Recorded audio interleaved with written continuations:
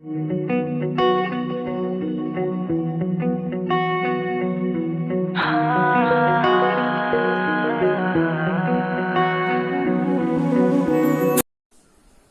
Point आहे बघा, examples of continuous functions. Function कुठली कुठली फंक्शन कंटिन्युअस असतात हे आपल्याला बघायचं. आता पहिलं फंक्शन आहे कॉन्स्टंट फंक्शन. आता या सगळ्या फंक्शनचे हे जे टाईप आहेत हे आपल्या फंक्शन चॅप्टर मध्ये झालेले आहेत बघा. कॉन्स्टंट फंक्शन कसं असतं तर y equal to F of X equal to K. म्हणजे सपोज फंक्शन असं दिलं असेल F of X equal to 2 किंवा F of X equal to 3 किंवा F of X equal to -5 for x is greater than equal to 2 किंवा x is less than equal to 2 किंवा x is not equal to 3. हे या टाइपची जी functions आहेत ही functions काय तर constant functions आहेत.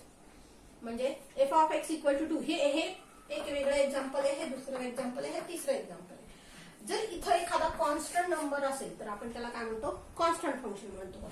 मग हे फंक्शन सगळ्या आर वर कंटिन्युअस असतं. म्हणजे तुम्ही कुठल्याही पॉइंटला त्याची कंटिन्युटी चेक करायची म्हटलं तर ते फंक्शन काय असतं कंटिन्युअस असतं.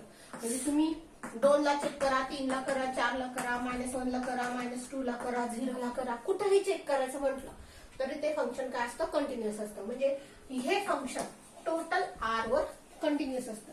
कुठल्याही रिअल नंबरला ते फंक्शन कंटिन्युअस असतं. आता पुढचा आहे आपला पॉवर फंक्शन. आता या पॉवर फंक्शन मध्ये जनरल आपण पॉवर फंक्शन कसं डिफाइन करतो तर y equal to F of X equal to X raise to X. म्हणजे आपलं फंक्शन जर असं असेल F of X equal to X square for X is not equal to 2 किंवा F of X equal to X cube for X is greater than equal to 3. हे power फंक्शनचं example झालं. X square, x cube, X raise to 4 म्हणजे याच्यात काय तर एक्सचा घातांक केलेला आहे काहीतरी. मग हे फंक्शन सुद्धा या टाइपचं फंक्शन सुद्धा प्रत्येक पॉइंटवर म्हणजे तुम्ही या संख्या रेषेवरचा कुठलाही पॉइंट घेतला तरी ते या प्रत्येक पॉइंटवर कंटिन्युअस होतं. म्हणजे तुम्हाला सांगितलं की 2 ला कंटिन्युटी चेक करा तरी ते फंक्शन कंटिन्युअस असणार. -2 ला कंटिन्युटी चेक करा सांगितलं तरी सुद्धा ते फंक्शन कंटिन्युअस असणार. म्हणजे हे फंक्शन सुद्धा टोटल आर वर कंटिन्युअस असतं. आता पुढचा टाइप आहे पॉलिनॉमियल फंक्शन. पॉलिनॉमियल फंक्शन म्हणजे आपली बहुपदी असते. कसं असतं ते फंक्शन तर F of X equal to a0 x raise to n plus a1 x raise to n -1 plus a2 x raise to n -2 so on up to an -1 x plus an. आता यातले हे a0, a1, a2, an -1 आणि an हे कोण असतात तर constant असतात. आणि एक्स रेस टू एन हा त्याचा घातांक असतो. म्हणजे फॉर एक्झाम्पल आपलं फंक्शन असं असेल F of X equal to 2x square -3x plus 4. हे पॉलिनॉमियल फंक्शन आहे. मग आता तुम्हाला सांगितलं this is function for X is not equal to 2. म्हणजे तुम्ही 2 ला कंटिन्युटी चेक करणार आहे तरी सुद्धा कुठल्याही पॉइंटला म्हणजे इथं 2च असं नाही कुठल्याही पॉइंटला तुम्ही याची कंटिन्युटी चेक करायचं म्हटलं तर हे कुठल्याही पॉइंटला म्हणजे सगळ्या पॉइंटला हे फंक्शन कंटिन्युअस असतं. म्हणजे या फंक्शनचा डोमेन म्हणजे टोटल आर वर ते फंक्शन कंटिन्युअस असतं. म्हणजे या फंक्शनचे डोमेन काय झाले तर आर झाले. पुढचा टाइप बघा ट्रिग्नोमेट्रिक फंक्शन.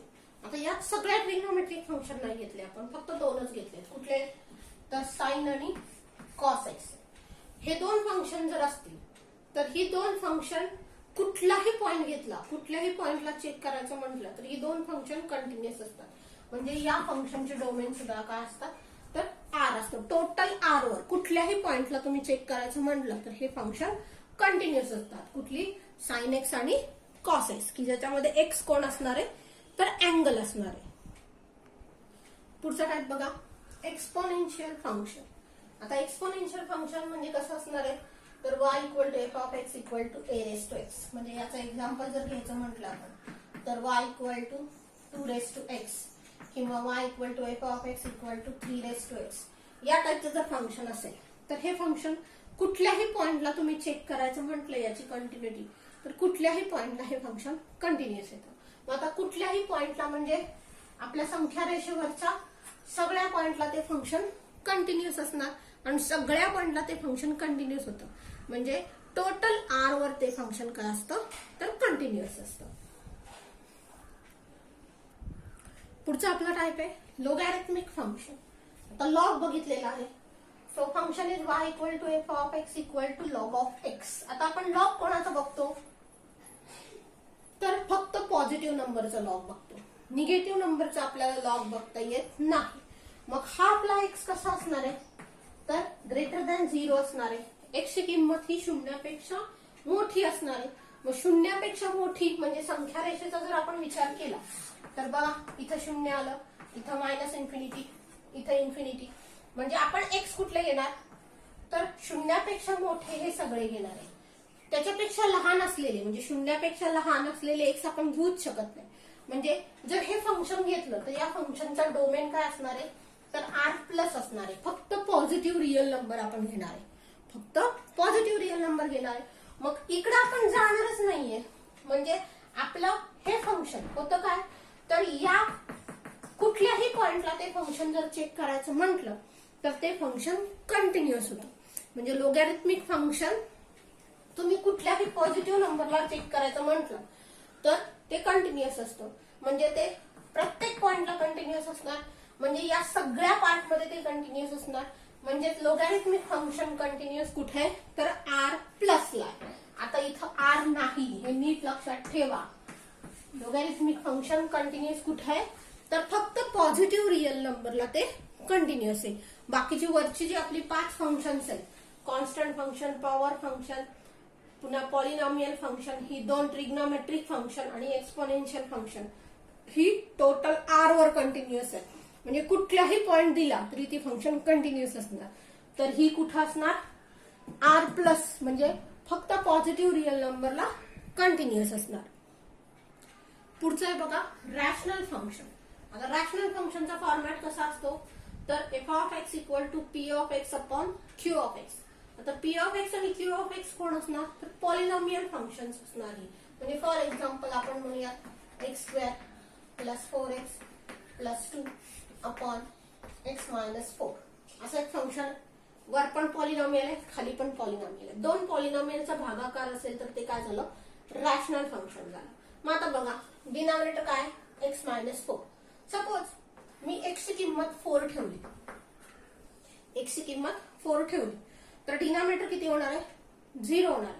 म्हणजे एक्स ची किंमत 4 असताना हे फंक्शन डिफाईनच होत नाहीये. एक्स ची किंमत 4 असताना हे फंक्शन डिफाईन होत नाही का तर हा अख्खा डिनॉमिनेटर काय होतोय तर 0 होतोय. बरोबर आहे. म्हणजे या फंक्शन हे जर फंक्शन डिक्लेअर करायचं म्हटलं तर आपल्याला एक्स ची किंमत 4 घेऊन चालणार नाही. एक्स व्यतिरिक्त 4 व्यतिरिक्त कुठलाही नंबर आपल्याला चालेल. 4 व्यतिरिक्त कुठलाही चालेल. 5, 6, 4.1, 4.2 किंवा 3.9, 3.8 काही चालेल. पण एक्स ची किंमत 4 चालणार नाही.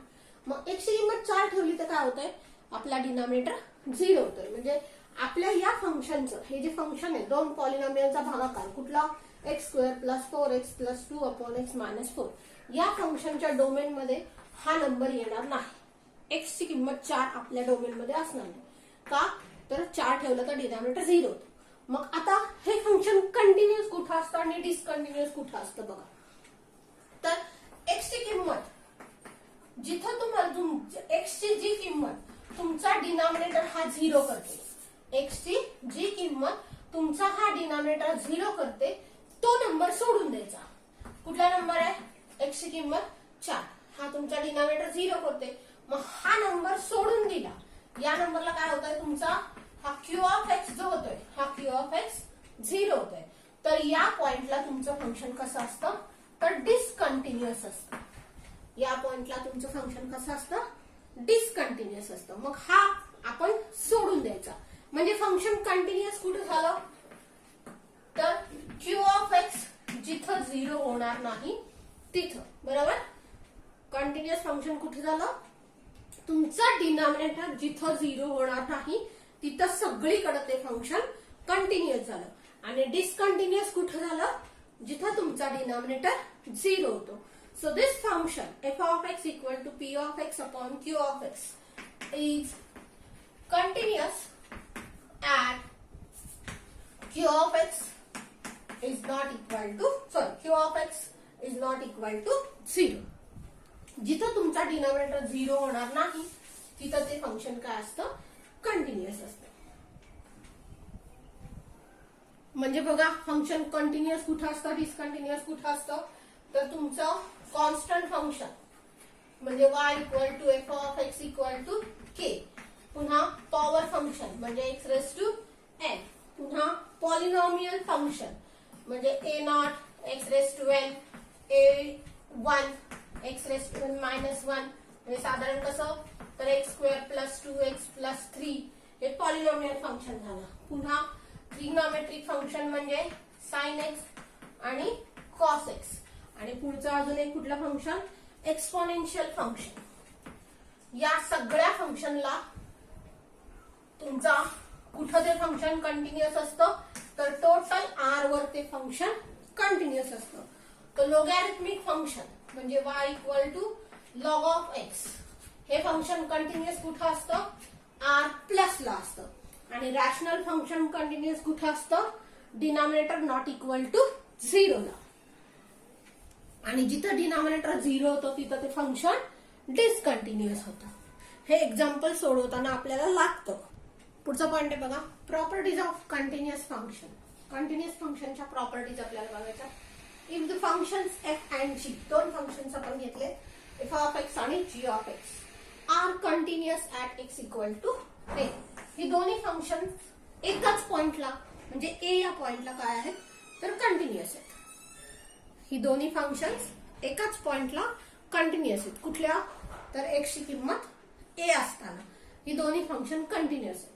तर त्यांची जर बेरीज केली आपण, त्या दोन्ही फंक्शनची बेरीज केली तर ती बेरीज सुद्धा काय असते, कंटिन्युअस असते एक्स इक्वल टू ए या पॉइंटला. म्हणजे एक्स ची किंमत ए असताना ती दोन्ही फंक्शन कशी झाली, कंटिन्युअस झाली. कुठला एफ प्लस जी आणि त्यांची वजाबाकी सुद्धा बघा, एफ मायनस जी आणि जी मायनस एफ कशी तुम्ही वजाबाकी घेतली तरी ती ते function x equal to A ला कंटिन्युअस असणार. हा पॉइंट बदलत नाहीये बघा, फक्त फंक्शन बदलत जात आहे. एफ आणि जी कंटिन्युअस आहेत एक्स इक्वल टू ए ला, तर त्यांची बेरीज त्यांची वजाबाकी ही सुद्धा ए ला कंटिन्युअस असते.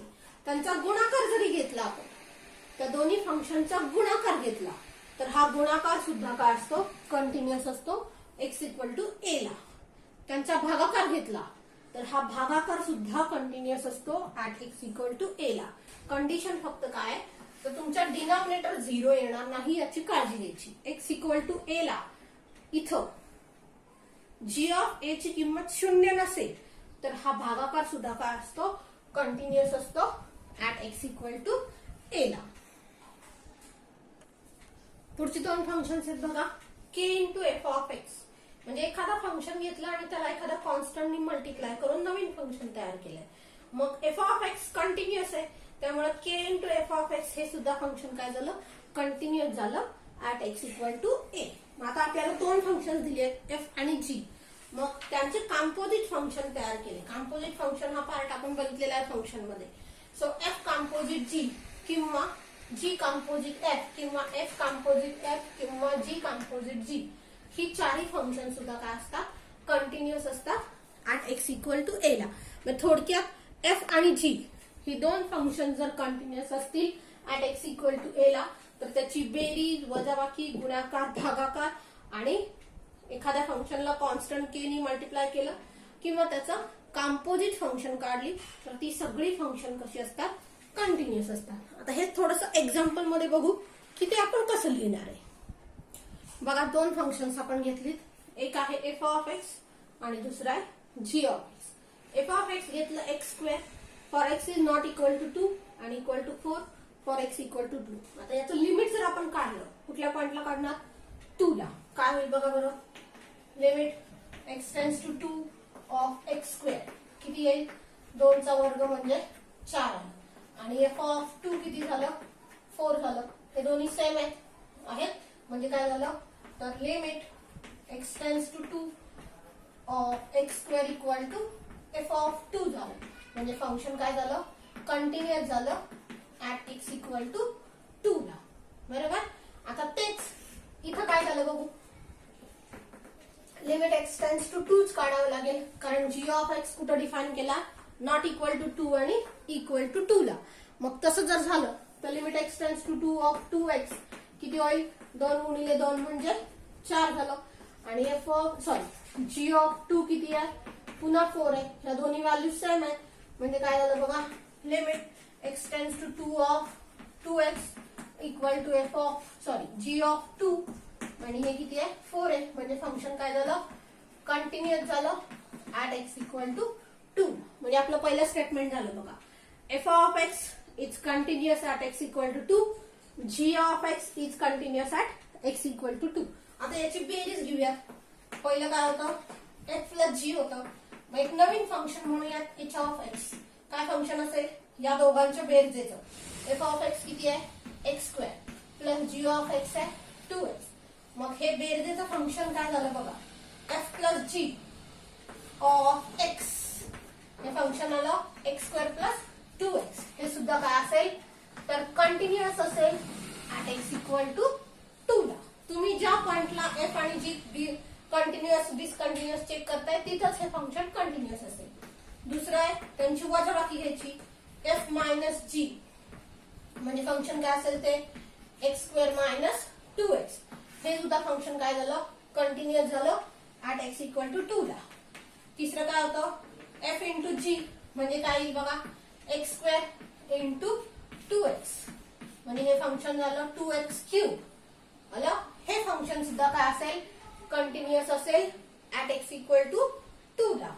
चौथं होतं आपलं F upon G of X. F of X upon G of X म्हणजे एक्स स्क्वेअर अपॉन 2x लिहिणार आपण. म्हणजे ते किती झालं बघा, तर एक्स अपॉन 2 असं ते फंक्शन तयार झालं. हे फंक्शन सुद्धा काय असेल, कंटिन्युअस असेल ऍट एक्स इक्वल टू 2 ला. आलं. पुन्हा एखादं कॉन्स्टंटनी मल्टिप्लाय करू आपण. मग कॉन्स्टंटनी जर मल्टिप्लाय केलं, के इंटू एफ ऑफ एक्स असं फंक्शन होतं ना ते. मग के आपण म्हणूयात 4 आणि एक्स स्क्वेअर हा एफ ऑफ एक्स आहे. म्हणजे नवीन फंक्शन काय झालं, 4x स्क्वेअर झालं. हे फंक्शन सुद्धा काय असेल, कंटिन्युअस असेल ऍट एक्स इक्वल टू 2 ला. पुन्हा 6 मध्ये काय होतं, तर त्याचं कॉम्पोजिट फंक्शन तयार करायचं आपल्याला. एफ कॉम्पोजिट जी म्हणजे एफ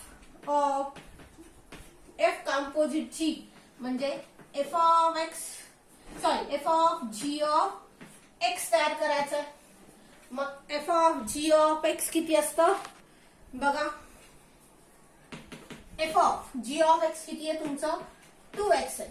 आता एफ ऑफ एक्स म्हणजे एक्स स्क्वेअर आहे, म्हणजे हे झालं 2x चा स्क्वेअर म्हणजे 4x स्क्वेअर. तर हे 4x स्क्वेअर सुद्धा फंक्शन कंटिन्युअस असेल.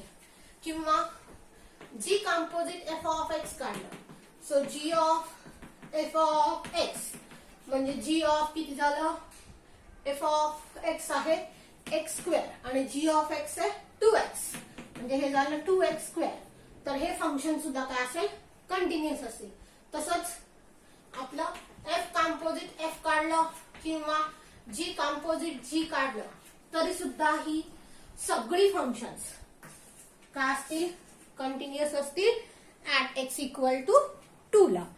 म्हणजे त्यांचं बेरीज वजाबाकी गुणाकार भागाकार किंवा कॉम्पोजिट फंक्शन किंवा कॉन्स्टंटली मल्टिप्लाय करून आलेली फंक्शन ही सगळी फंक्शन कंटिन्युअस असतील. आता याचा आपल्याला एक्झाम्पल मध्ये उपयोग करायचा. पुढचा पॉइंट बघा, जम्प डिस्कंटिन्युटी. डिस्कंटिन्युटी काय होते, तर जम्प होते. जम्प डिस्कंटिन्युटी म्हणजे फंक्शन डिस्कंटिन्युअस आहे पण ते पुन्हा त्याला आपण नाव दिलंय जम्प डिस्कंटिन्युटी. बघा, a function f of x has a jump discontinuity. त्या फंक्शनचं कंटिन्युटी ही डिस्कंटिन्युटी आहे पण ती पुन्हा कशी आहे, तर डिस्कंटिन्युअस आहे पण जम्प डिस्कंटिन्युटी आहे at X equal to A. X equal to A ला ते फंक्शन डिस्कंटिन्युअस आहे पण परत कसं आहे, तर जम्प डिस्कंटिन्युअस आहे. कधी, if the left hand and right hand limits both are exist. त्याचं लेफ्ट हँड लिमिट आणि राईट हँड लिमिट एक्झिस्ट होत आहे. म्हणजे दोन्ही लिमिट एक्झिस्ट होत आहेत म्हणजे काढता येतात, बट दे आर डिफरंट. पण ती दोन्ही कशी आहेत, तर डिफरंट आहेत. ती एक्झिस्ट होतात पण डिफरंट आहे. लेफ्ट हँड लिमिट आणि राईट हँड लिमिट एक्झिस्ट आहे पण वेगवेगळी आहे. तर अशा वेळेस आपण ती डिस्कंटिन्युटी कशी म्हणायची तर जम्प डिस्कंटिन्युटी म्हणायची. म्हणजे फॉर एक्झाम्पल बघा आपलं एक फंक्शन आहे F of X equal to X square for X is greater than 2 for equal to 2x x is less than 2 and this is equal to 4 for x equal to 4. मग आता याचं आपण left limit right limit काढूया. काय होईल बघा बरं.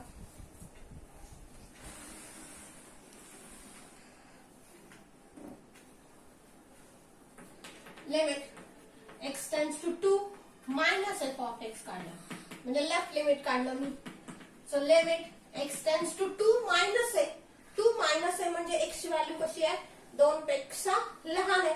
2 पेक्षा लहान म्हणजे तुम्ही इथं आहात म्हणजे फंक्शन काय घेणार 2x घेणार. मग आता 2x म्हणजे हे किती झालं 2 into 2 म्हणजे झालं 4. पुन्हा आता राईट लिमिट काढूया. So limit x tends to 2 plus f of x. मग प्लस म्हटल्यावर आता x ची व्हॅल्यू कशी आली 2 प्लस म्हटल्यावर 2 पेक्षा मोठी आली म्हणजे इथं आलं म्हणजे फंक्शन काय आहे तर x square. So limit x tends to 2 of x square किती आली व्हॅल्यू 2 चा वर्ग म्हणजे 4 झालं बरोबर. आणि f of 2 किती आहे 4 आहे. या तिन्ही व्हॅल्यू सेम आल्या का बघा. Left hand limit right hand limit आणि f of 2 सेम झाले बरोबर. म्हणजे आपण काय म्हणणार आहे आता की हे फंक्शन कसं झालं कंटिन्युअस झालं बरोबर आहे ना. हे फंक्शन कंटिन्युअस झालं म्हणजे कसं झालं बघा. तर limit x tends to 2 minus f of x equal to limit x tends to 2 plus f of x equal to f of 2.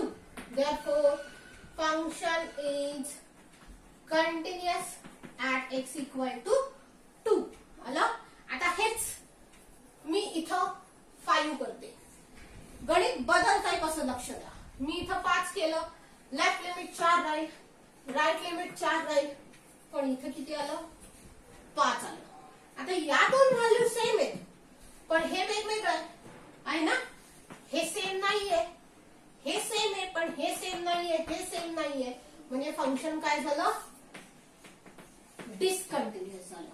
पटकन फंक्शन डिस्कंटिन्युअस झालं म्हणजे फंक्शन कंटिन्युअस कधी असतं या तिन्ही व्हॅल्यू सेम आल्या तर यातली कुठलीही एक वेगळी झाली तर फंक्शन डिस्कंटिन्युअस झालं. आता पुन्हा आपण गणितात बदल करू. इथं 4 केलं आणि इथं मी 3x केलं.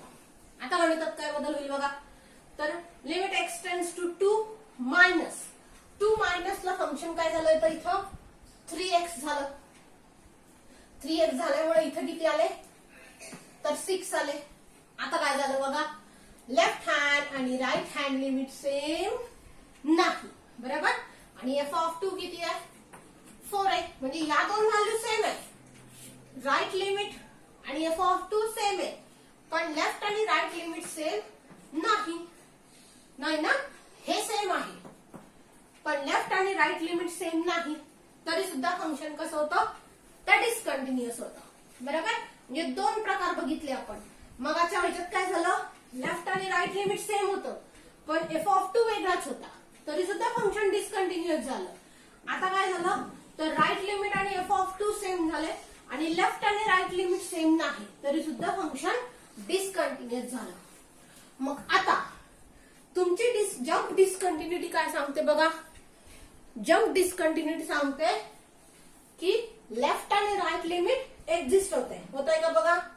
लेफ्ट लिमिट आलं 6 राईट लिमिट आलं 4 म्हणजे लेफ्ट आणि राईट लिमिट एक्झिस्ट झालं पण ते कशा आहेत डिफरंट आहेत का डिफरंट. मग जर असं असेल तर ही डिस्कंटिन्युटी कुठली आहे जम्प डिस्कंटिन्युटी आहे. ही डिस्कंटिन्युटी जम्प डिस्कंटिन्युटी आहे. मग आता बघा limit x tends to 2 f of x हे 4 होतं. Limit x tends to 2 minus f of x आणि प्लस f of x हे पण 4 होतं आणि आपण f of 2 किती केला होता 5 केला होता बरोबर ना.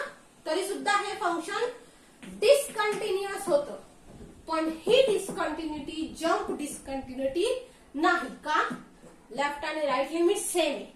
मग अशा वेळेस ही डिस्कंटिन्युटी जंप डिस्कंटिन्युटी नाही. मग जंप डिस्कंटिन्युटी कधी असेल, ही दोन्ही लिमिट एक्झिस्ट झाली पाहिजे पण ती सेम असणार नाही, त्यावेळेस आपण म्हणणार की ही डिस्कंटिन्युटी जंप डिस्कंटिन्युटी आहे. So this discontinuity is jump discontinuity. हे एक्झाम्पल मध्ये आपल्याला दाखवायचंय की जंप डिस्कंटिन्युटी आहे की नाही त्या एक्झाम्पलला. तर आपण कसं दाखवणार ते, त्याचं लेफ्ट लिमिट आणि राईट लिमिट काढणार, f(2) काढणार, त्यातलं लेफ्ट आणि राईट लिमिट जर सेम नसेल तर ते फंक्शन डिस्कंटिन्युअस झालं, आणि लेफ्ट आणि राईट लिमिट डिस्कंटिन्यू हे सेम नसल्यामुळं ती डिस्कंटिन्युटी कशी झाली तर जंप डिस्कंटिन्युटी झाली.